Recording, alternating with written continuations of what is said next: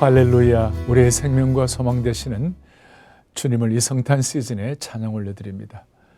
제8차 GBS 글로벌 복음방송 선교대회를 다시 한번 축하드립니다. GBS 글로벌 복음방송을 위해 보이지 않는 자리에 헌신하시고 수고하신 모든 분들께 하나님께서 한 분 한 분 축복해 주시기를 바랍니다. 지난 3년의 코로나의 강을 건너면서 어떻게 하면 급변하는 이 시대에 절대 불변하는 진리의 복음을 잘 전할 수 있을까? 어떻게 하면 목자의 심정을 가지고 다가오는 시대를 살릴 수가 있을까? 그렇게 고민하면서 저희 사랑의 교회는 작년부터 회복을 넘어 붕으로라는 이런 슬로건을 가지고 마음을 다해 섬겨오고 있습니다. 한 예로 지난 9월 26일과 27일 양일간에는 926 한국교회 섬김의 날이라고 해서 5,596분의 목사님과 사모님을 초청해서 사람에게는 진심으로 하나님께는 전심으로라는 표를 가지고 한국교회와 함께 회복을 넘어 부흥으로 나가기 위해 구체적인 대안과 해결책, 전략적 표준을 함께 나누었습니다.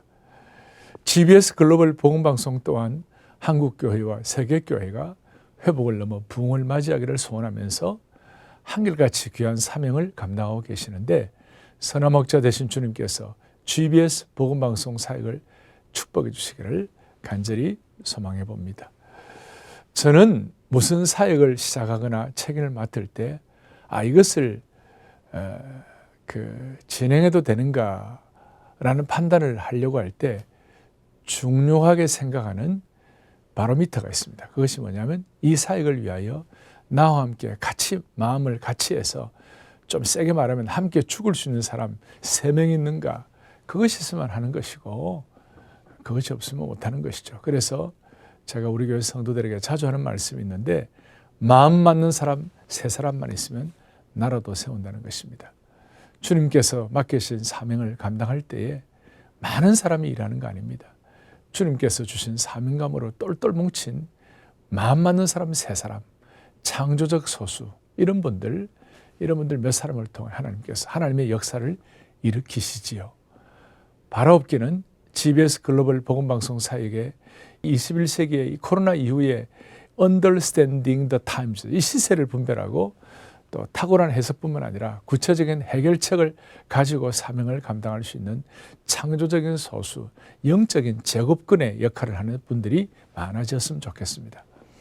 하나님께서는 사람을 통해서 역사를 움직이시기 때문에 이런 동력자가 중요하다는 것을 먼저 말씀을 드렸고 이제 간절히 간구하는 것은 부흥을 가져오는 섬김의 원리에 대해서 짧은 시간이지만 몇 가지 말씀을 드리도록 하겠습니다. 첫째, 이 시대를 새롭게 하고 부흥을 가져오는 섬김을 가지려면 첫째는 성령의 인도함을 받는 섬김의 원리가 필요하다는 것입니다. 오늘 본문 6절에 보니까 성령이 아시아에서 말씀을 전하지 못하게 하시거늘 그들이 부르기아와 갈라디아 땅으로 다녀가 그 다음에 7절에 보니까 예수의 영이 허락하지 아니하시는지라. 그렇습니다. 이유야를 막론하고 부흥을 가져오는 섬김의 원리의 첫 번째는 성령의 인도함을 받는 섬김이 되어야 하는 것입니다. 거룩하신 주의 영이 우리를 완전히 장악하셔야 되고 우리를 붙잡아 주셔야만 하는 것입니다. GBS 글로벌 복음방송의 모든 사역과 섬김이 거룩하신 주의 영, 성령의 인도함을 받는 섬김이 되면 하나님 역사하실 것입니다. 그렇다면 하나님의 영으로 인도함 받는다는 것은 무슨 뜻입니까? 성령의 인도함을 받는 섬김에 관해서 제 마음에 부딪힌 것은 성령 사역의 실제는 이 지배의 문제가 되겠구나. 그러니까 머리끝부터 발끝까지 성령께서 온전히 지배하시는 섬김이 되게 하여 주옵소서. 그럴 때 나를 사용하여 주시되 나를 지배하시고 그리고 특별히 나를 제한 없이 한결같이 제한 없이 사용하여 주옵소서. 그리고 지배할 때 우리의 뭘 지배하시는가? 우리의 생각을 성령이 지배해달라고 간구를 오랫동안 드려왔습니다. 그런 마음의 소원을 가지고 제8차 GBS 글로벌 복음방송 선교대회를 맞이하는 이 시간 성령께서 GBS 글로벌 복음방송을 100% 온전히 지배해 주셔서 포스트 코로나 시대에 복음의 선봉장으로서 제한 없이 사용해 주시기를 간절히 바랍니다. 그러면 성령의 지배가 있으면 자연스럽게 무슨 일이 벌어집니까? 그 다음에는 자연스럽게 성령님을 통해 하나님이 주시는 환상, 비전을 주시는 것입니다. 그리고 두 번째, 변함없는 섬김의 원리로 하나님 주시는 꿈과 비전, 소위 그 당시로 말하면 패러다임 시프트가 있어야 한다는 것입니다. 오늘 9절에 보니까 밤의 환상이 바울에게 보이니, 또 10절에도 보니까 바울이 그 환상을 보았을 때라고 나옵니다. 어떤 사역도, 여러분, 어떤 신앙의 섬김도 하나님께서 허락하시는 비전과 환상이 없이는 되는 법이 없습니다. 다른 말로 하면 어떤 일도 주님이 주신 꿈과 비전이 없이는 된 일이 없다는 것입니다. 그러면 환상을 본다는 것이 무엇입니까? 우리의 생각의 패러다임이 고착되어 있으면 안 되는 것이죠. 여러분 잘 아시는 대로 마태는 갈릴리를 바다라고 했습니다. 그런데 누가는 갈릴리를 호수라고 했습니다. 똑같은 것을 보고 하나는 호수, 하나는 바다라고 하는 것입니다. 차이가 뭡니까? 누가는 이방 선교를 위하여 지중해를 자기 안방처럼 돌아다니는 사람이었습니다. 그런데 마태는 유대 지역 중심으로 사역을 했죠. 그러니까 유대 팔레스타인 안에만 있을 때는 갈릴리가 바다처럼 크게 보이는 것입니다. 그러나 지중해를 안방처럼 다녔던 누가가 볼 때는 갈릴리가 호수처럼 작게 보이는 것이죠. 생각의 차이, 안목의 차이가 되는 것입니다. 사랑하는 여러분, 왜 하나님께서 바울에게 이방 선교에 대한 환상을 보여주시고 왜 수석사도 베드로는 이방 선교를 위하여 바울만큼 쓰시지 않으셨습니까? 베드로는 유대교 전통의 문화에 익숙해 있었습니다. 그래서 가룟 유다가 죽고 난 다음에도 12제자를 꼭 뽑아야 한다고 해갖고 사도행전 1장 뒷부분에 보면 마띠아를 13번째로 뽑는 것이 나옵니다. 성경학자들 가운데 마띠아를 새롭게 13번째 제자로 만드는 게 유대에 있던 12명을 채워야 된다는 이 전통적인 의미 외에는 또 다른 무슨 의미가 있을 것인가, 이렇게 해석한 분이 있을 정도로 사도행전의 많은 역사 가운데 크게 두드러진 사건들이 아니었습니다. 그런데 베드로의 입장에서는 반드시 12명을 채워야 한다는 그런 패러다임을 갖고 있었죠.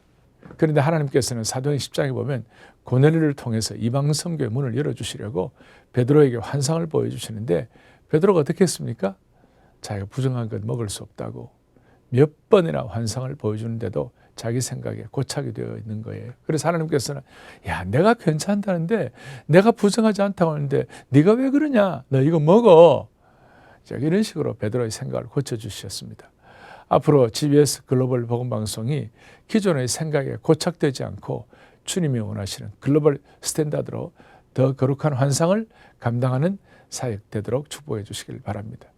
자, 우리 정리하면 첫 번째는 성령의 영으로 인도함 받는 가슴 뛰는 섬김이 있어야 되고, 두 번째는 거룩한 환상을 통하여 패러다임 시프트를 하고, 이 좁은 생각의 틀을 뛰어넘는 믿음의 역량을 키우는 섬김이 필요하다고 말씀을 드렸고, 세 번째는 누가 뭐라 하더라도 순전한 복음적인 섬김이, 생명의 복음의 역사가 이어지는 섬김이 빽빽하게 또 흘러야 할 줄로 믿습니다.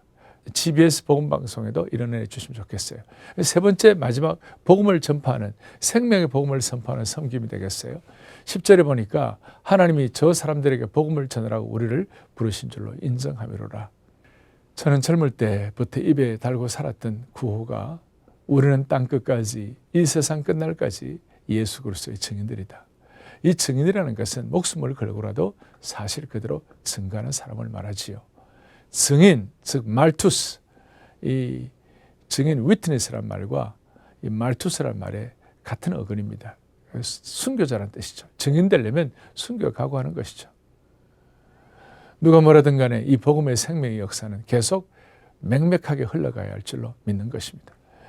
여러분, 지금 붕어의 시대가 지났다, 지금 복음 전해도 안 된다는 패배주의가 상당히 많이 스며들어 있는 이 상황 가운데 지금도 복음의 역사는 확실합니다. 지난 11월 20일부터 저희 교회는 새생명 축제를 감당했습니다. 코로나 팬데믹으로 인해서 반기독교 사상이 팽배해져 가지고 이제는 복음전에서는 예수님 영접 안 한다고 하지만 아닙니다. 지금도 여전히 수천 명의 영혼이 결신하고 돌아와서 하나님께 영광을 돌리고, 저는 사역자로서 얼마나 감사하고 기쁜지 모르겠어요. 마지막으로 제가 힘들고 어려울 때마다 제 마음을 정화시켜주는 책들이 몇 권 있는데 그 중에 하나가 데이빗 브레이너드의 일기입니다. 데이빗 브레이너드. 그는 프린스턴 대학 초창기 총장이었던 조나단 에드워즈의 사위였습니다. 대각성 운동의 선봉장이었죠. 그 데이빗이 인디언들을 선교하다가 데이빗 브레이너드가 29세에 결핵으로 죽었는데 그가 남긴 일기 가운데 제 마음을 정화시키고 퓨리파이하는 내용 하나를 읽고 마치도록 하겠습니다. 아무리 박식하고 아무리 똑똑하고 아무리 웅변을 잘하고 아무리 설교를 잘하더라도 한 사람을 한 영혼을 예수님께로 인도하기 위하여 복음을 전하는 것과는 비교할 수가 없다.